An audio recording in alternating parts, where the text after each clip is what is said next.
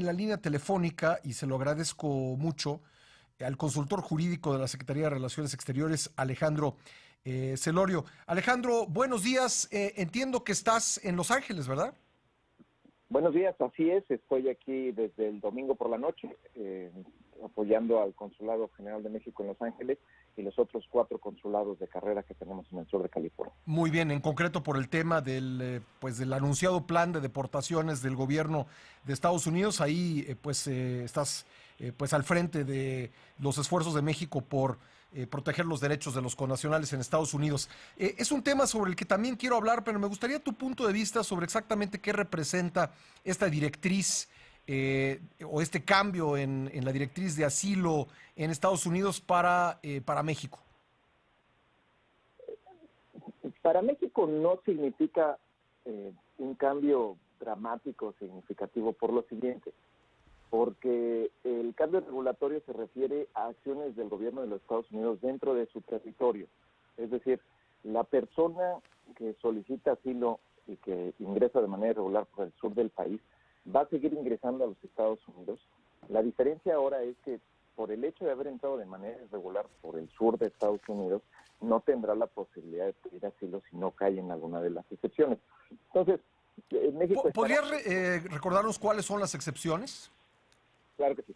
Son 3 excepciones. Una, que la persona que entra a los Estados Unidos por la frontera sur de manera irregular haya transitado por un país que no es parte en uno de los convenios internacionales de protección a refugiados. No es el caso. México y los otros países de tránsito en la región han suscrito estos convenios. La segunda excepción es si la persona fue víctima de tráfico ilícito de personas, ¿no? Que hay pruebas de que lo fue así, también podría solicitar asilo en los Estados Unidos.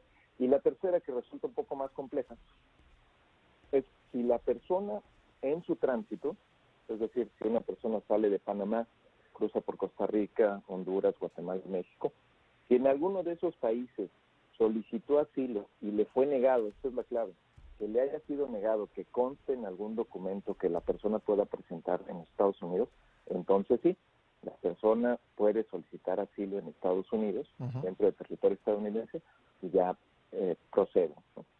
Ya, pero Eso, si no solicitó asilo en ningún país y cruzó la frontera ilegalmente y llega allá, no va a poder pedir asilo. no, y la consecuencia del ingreso irregular, como en la mayoría de las legislaciones nacionales, es si no tienes una oportunidad jurídica de permanecer en el país, en Estados Unidos en este caso, serán deportados por las autoridades estadounidenses a su país de origen, ¿no? Regresar a Panamá, Costa Rica, Guatemala. Ahora, El país. esta directriz exime a los mexicanos y entiendo que también a los canadienses. Así es, porque es muy clara en establecer países de tránsito. Sí. Y México no tiene país de tránsito, Canadá no tiene país de tránsito, al ser países contiguos. Entonces no hay impacto a los mexicanos. Pues bien, esto podría significar el conocimiento de esto, más allá de que a lo mejor se impugna en las cortes estadounidenses, podría significar una disminución en el número de personas centroamericanas o de otras regiones que busquen cruzar México para llegar a Estados Unidos. Me parece que sí, en lo personal estimo que el cálculo de las personas migrantes será diferente. Quizás si están escapando de una situación de violencia entendible que busquen otras oportunidades, identificarán otros lugares donde hacerlo, quizás un flujo hacia el sur, hacia Costa Rica, Panamá. Quizás otras personas decidan que no vale la pena gastar en algún traficante, ¿no? o exponerse a algún tipo de delito, sí, para llegar hasta los Estados Unidos. Y ese cálculo puede reducir, puede tener como consecuencia una reducción en el flujo o un cambio en el perfil de las personas. Quizás las personas digan, no voy a arriesgar a mi familia si al final me van a negar el asilo. Claro, claro.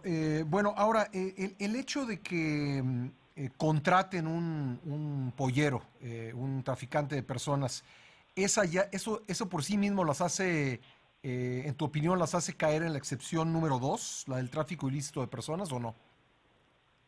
No, en mi experiencia la lectura de estas regulaciones por las autoridades estadounidenses tiene que constar prueba fehaciente del delito primero. Ajá. Y luego de que haya habido una víctima.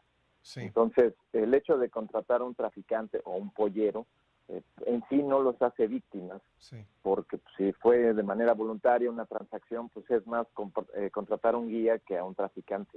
de acuerdo. Tendría que ser algo forzado, digamos que por ejemplo, las personas fuesen secuestradas y llevadas por la fuerza a territorio estadounidense. Sí, bueno, el caso que los dejen abandonados, sí, Ajá. tiene razón, tiene que haber algún componente de violación a los derechos de las personas migrantes. Ya. Bueno, entonces tú, por lo que me acabas de exponer, no estarías de acuerdo, como lo dijo el secretario Marcelo Ebrard, que esto constituya una aceptación de México, una aceptación implícita de convertirse en tercer país seguro. Así es, esto no constituye un esquema de tercer país seguro, y no solo por los componentes. En la ley estadounidense, por ejemplo, se establece que para constituir un esquema de tercer país seguro tiene que haber un acuerdo bilateral o multilateral, Ujú, el país tiene que ser considerado como un país seguro, ujú. ¿no? Con algunas determinaciones estadounidenses, que haya un sistema de asilo y demás. Y no es el caso en México porque no hemos suscrito ningún acuerdo. Y no solo eso, hay una situación que trataré de explicar.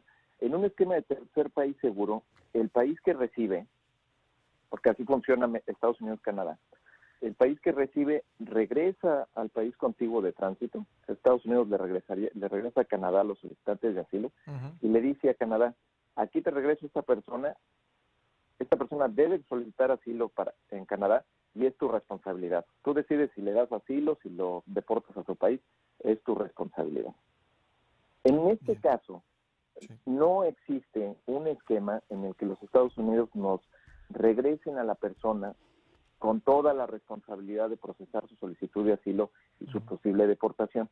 No existe un esquema de ese tipo. Los mecanismos que existen actualmente, como es la implementación de la sección 235 y este nuevo cambio regulatorio, ambos contienen el componente de que la responsabilidad de tramitar la solicitud de asilo Es de y en Estados su Unidos. caso deportar a la persona es en Estados Unidos. Sí.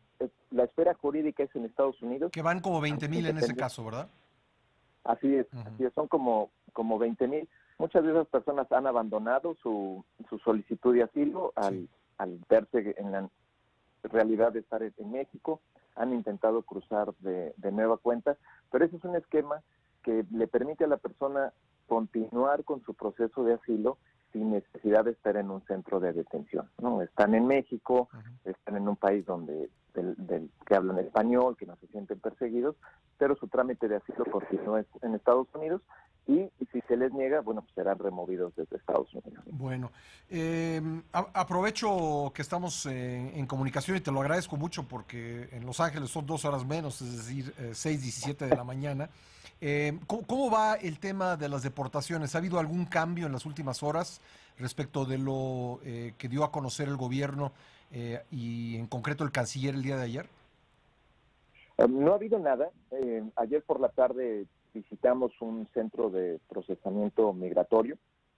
Es donde reúnen a todas las personas, ya sea que vengan de otros centros de reclusión, como cárceles de condado, o que Ujú. hayan sido aprendidos en el condado de Los Ángeles. Aquí son 88 ciudades en el condado de Los Ángeles. Y identificamos a 3 personas nada más. Una había sido aprendida por una violación de tráfico, manejando bajo los efectos del alcohol, y 2 personas venían de haber purgado sentencias cortas en centros de reclusión local. Ujú. Eh, Eso nos sirve en adición a que no hemos identificado información en los medios, ni en la comunidad, ni dentro de los consulados, a comprobar que no se han efectuado ningún acto de control Bien. migratorio masivo. No ha habido redadas.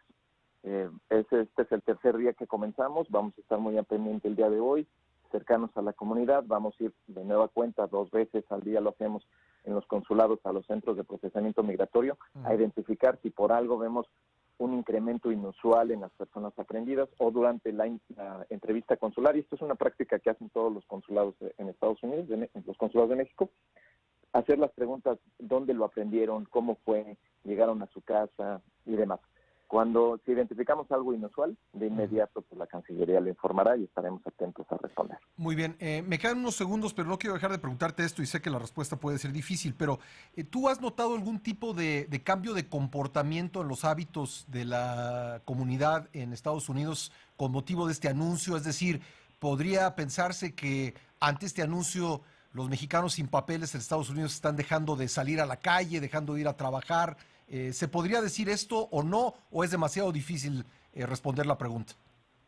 Pues, no me consta porque no estoy en la calle todo el día, Sí. pero lo que sí sé por anécdota es que las personas están tomando previsiones. Una de ellas es no salir si no hace falta, ¿no? O sea, van a trabajar, son un poco más cuidadosos. Afortunadamente son vacaciones, entonces los papás no tienen que llevar a los niños a la escuela. Pero lo que sí puedo decir que cada vez se comprueba más es la comunidad está mejor preparada. Bueno. Sabe sus derechos, tiene sus documentos, pasaportes, actas de nacimiento listos por si hay una contingencia. Y como comunidad nos abrazamos y nos acogemos mucho para apoyarnos por si deportan al papá, de inmediato la comunidad buscar que los niños tengan todos los servicios. Poco a poco la comunidad se va preparando mejor y se va robusteciendo para responder a estas contingencias.